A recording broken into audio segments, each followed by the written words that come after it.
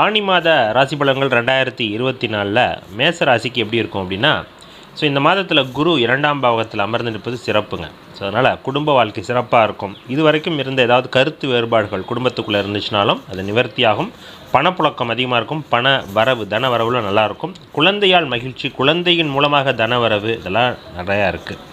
அதே போல் தொழில் விருத்தி 10, 11ஆம் பாவ சனி பலமாக நிற்கிறார். அதனால் தொழில் விருத்தி நல்லா இருக்குது.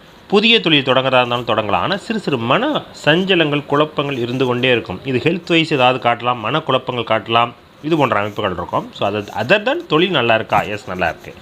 அடுத்ததாக பார்த்திங்கன்னா புதன் பலமாக நிற்கிறார். ஸோ இந்த மாதத்தில் அதனால் இந்த மாணவர்கள் கல்வியில் இருக்கக்கூடிய மாணவர்களுக்கு இந்த மாதம் சூப்பராக இருக்குது. அதனால் புரிதல்கள் கல்வியில் ஏதாவது தெரியல அப்படின்னாலும் தெரியக்கூடிய அமைப்பு, தெளிவான காலகட்டம் அப்படின்னு சொல்லலாம். சரிங்களா? அதே போல் வேலைவாய்ப்பு, புதிய வேலைவாய்ப்பு கிடைக்கக்கூடிய காலகட்டமும் இதுன்னு சொல்லலாம்.